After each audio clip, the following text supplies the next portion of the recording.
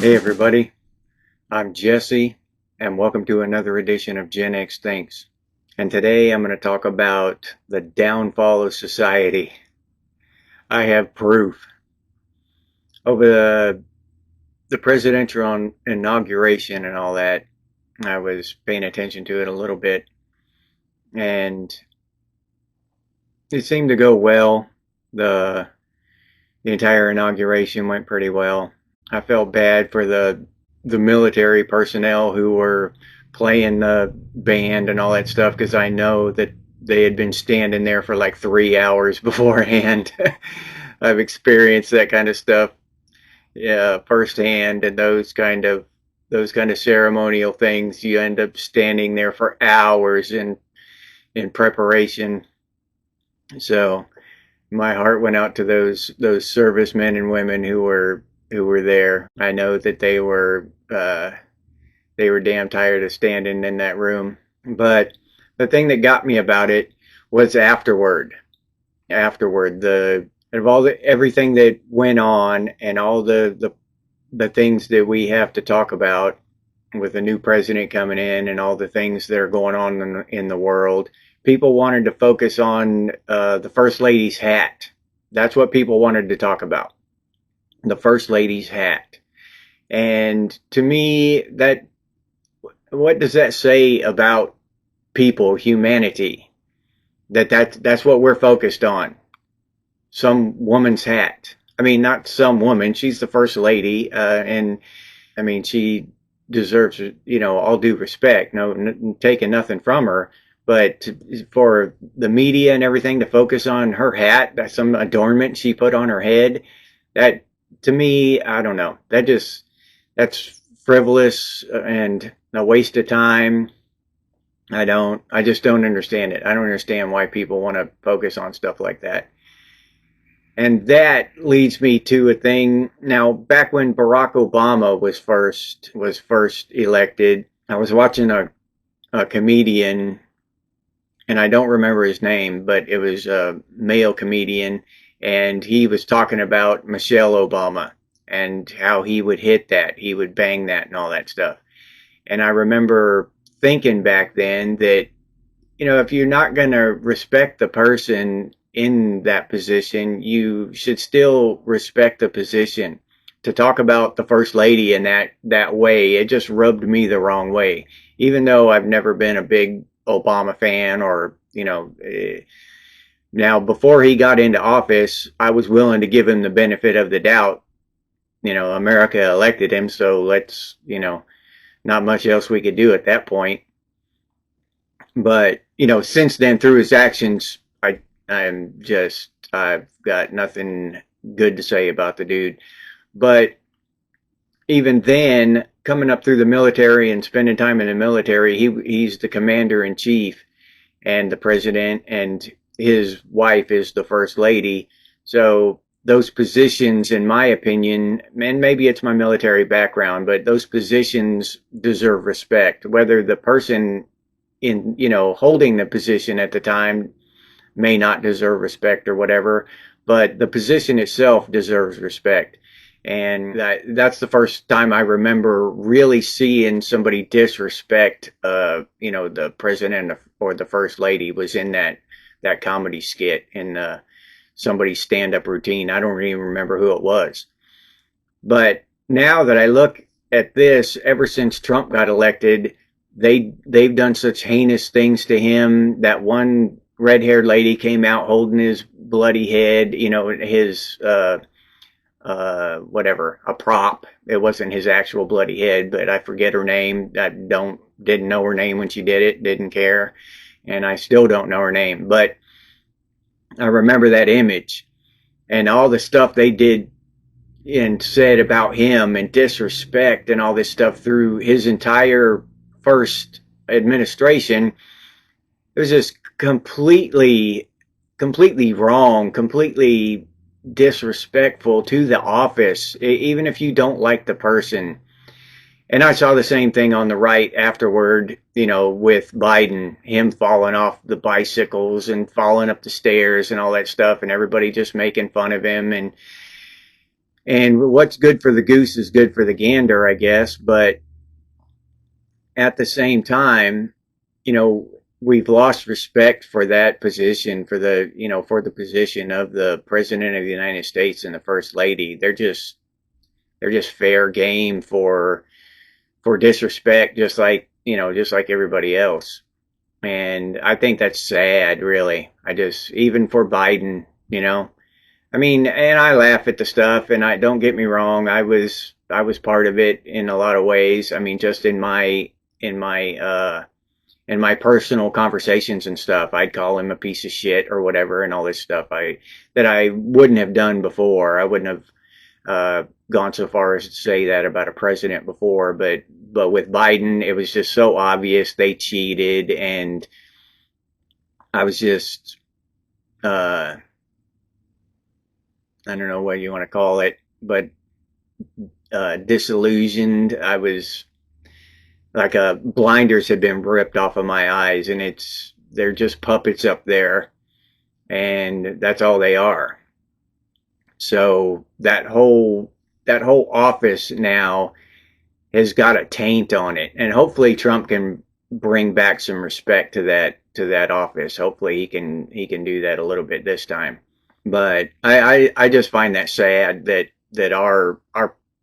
the president of the United States, that office, not the person in it, just the president of the United States, that position has been tainted by our, you know, the Americans' behavior and our, you know, our reactions to all this shit that's going on.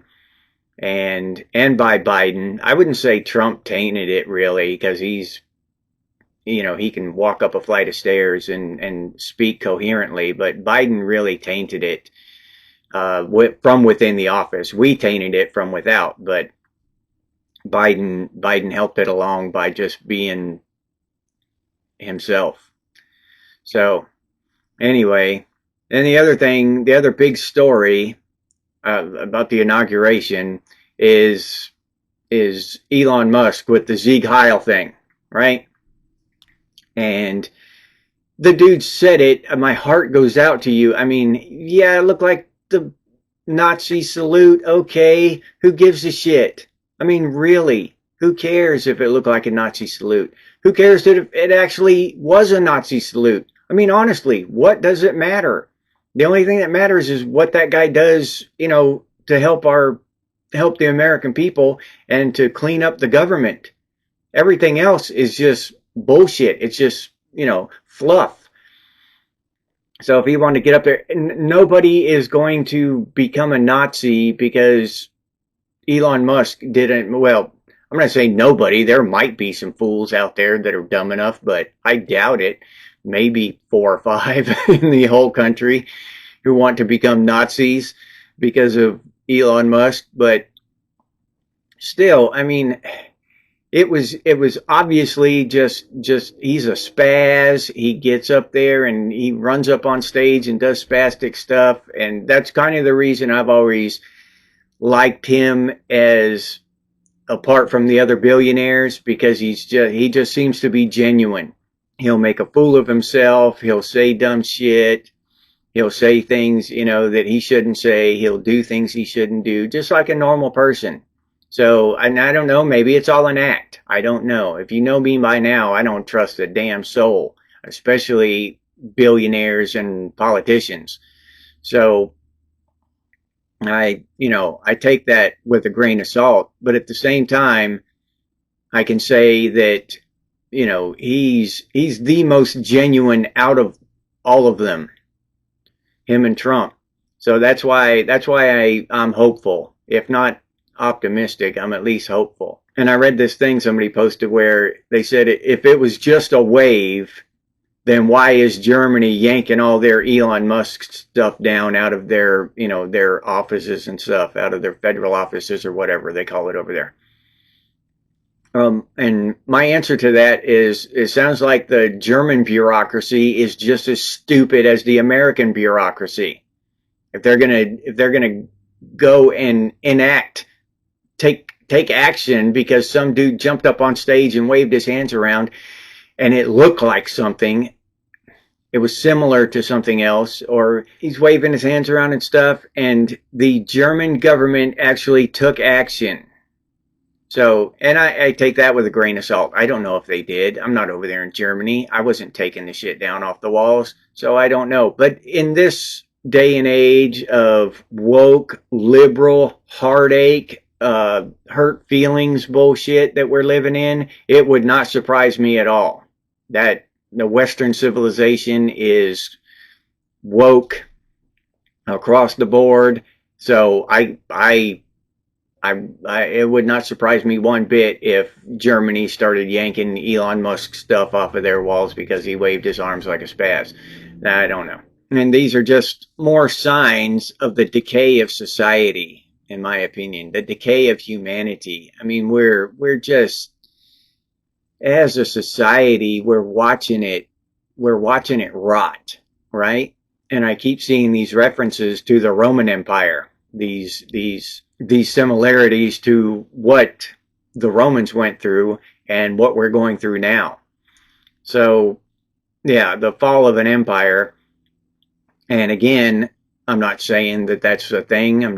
But it would not surprise me because it is eerily similar to what happened then, to what's happening now. And it's all mental ideas. It's just ideas. They call it the woke mind virus, and it really is. I mean, it's a contagion that's spreading throughout the youth and throughout government and media and celebrities and all this stuff. You know what I'm saying? So it seems like there are places where it tends to latch on and spread, to breed like that. Government, media, school, any kind of system, in education system, stuff like that. Any kind of system, it seems to get in there and breed. So I don't know if it's going to be stopped, if we're going to be able to stop it, or if this thing is just going to rot society from within, all of Western civilization.